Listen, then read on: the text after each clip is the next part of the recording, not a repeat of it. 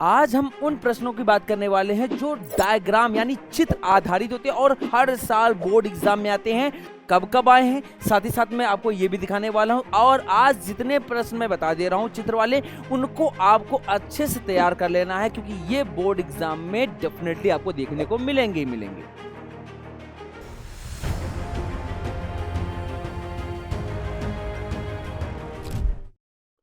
आज हम उन प्रश्नों की बात करने वाले हैं जो डायग्राम यानी चित्र आधारित होते हैं और हर साल, फिर से कह दे रहा हूं, हर साल बोर्ड एग्जाम में आते हैं और लॉन्ग में आते हैं।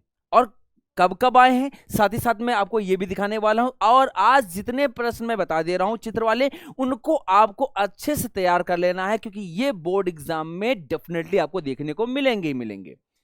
तो सबसे पहला है मानव का पाचन तंत्र। आप देख सकते हो कितनी बार हर साल ये पूछा गया है, तो इसका सचित्र वर्णन करना ये बोर्ड एग्जाम में हर साल आता है। और मैं फिर से कह दे रहा हूं, लिख कर ले लो, 2026 के बोर्ड एग्जाम में आपको ये 100% आपको देखने को मिलेगा। तो ये प्रश्न आपको तैयार कर लेना है। फिर नेक्स्ट क्वेश्चन है मानव हृदय का सचित्र वर्णन।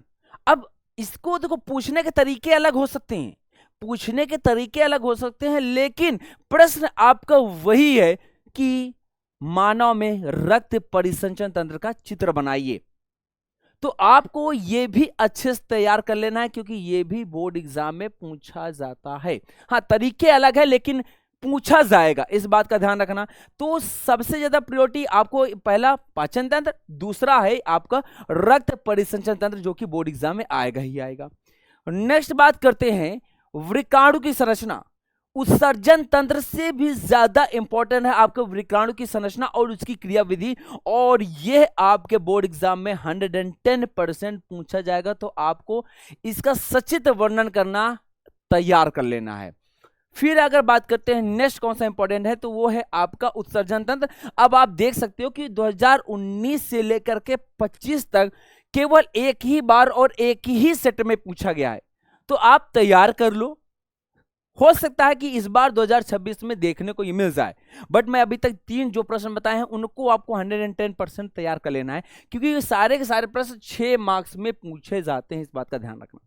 फिर नेक्स्ट बात करते हैं आपका तंत्रिका कोशिका का नामांकित चित्र बनाइए। यह भी कई बार बोर्ड एग्जाम में पूछा गया है, तो 2026 में फिर से कह देना पूछा जाएगा। तो आपका इसका सचित्र वर्णन करना तैयार कर लेना है, इंपॉर्टेंट है, इस बात का ध्यान रखना। फिर नेक्स्ट है पुष्प। देखो, पुष्प की संरचना हो या परागण के लिए हो, स्वपरागण, तो वहां पर भी आपको पूरा का पूरा चित्र का सचित्र वर्णन करना पड़ता है। तो यह चित्र आपको तैयार कर लेना है।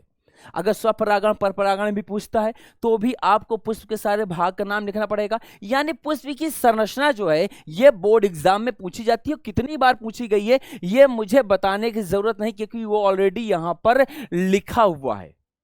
और ये फिर से कह दे रहा हूं, ये 6 मार्क्स का पूछा जाता है, इस बात का ध्यान रखना। चित्र वाले जितने प्रश्न होते हैं बहुत रेयर होता है जहां पे 2 नंबर में पूछ ले, अदरवाइज वो तो 4 नंबर में या फिर 6 नंबर में पूछा ही जाता है।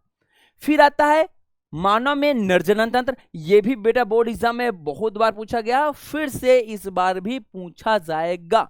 तो आपको इसका भी सचित्र वर्णन तैयार कर लेना है, बहुत इंपॉर्टेंट है। फिर अगर बात करते हैं दूसरा मानव में मादा जनन तंत्र, यह भी बोर्ड एग्जाम की दृष्टि से बहुत इंपॉर्टेंट है। तो इस प्रश्न को आपको अच्छे से तैयार कर लेना है, कोई कोताही नहीं कि हाँ ठीक कर लेंगे। और इतने ही वो प्रश्न थे जो बोर्ड एग्जाम में चित्र से संबंधित है और हर साल रिपीट होते हैं।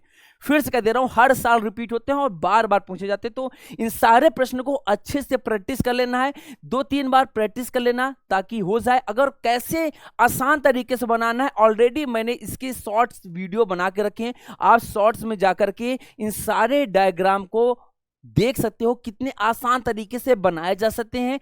तो अब ये वीडियो लाइक कर देना, और कौन कौन ऐसे बच्चे हैं जो इन सारे चित्रों को अपने से खुद से बना लेते हैं, कमेंट करके अपना नाम जरूर लिखना। मिलते हैं नेक्स्ट वीडियो में, तब तक के लिए नमस्कार, राधे राधे, जय हिंद।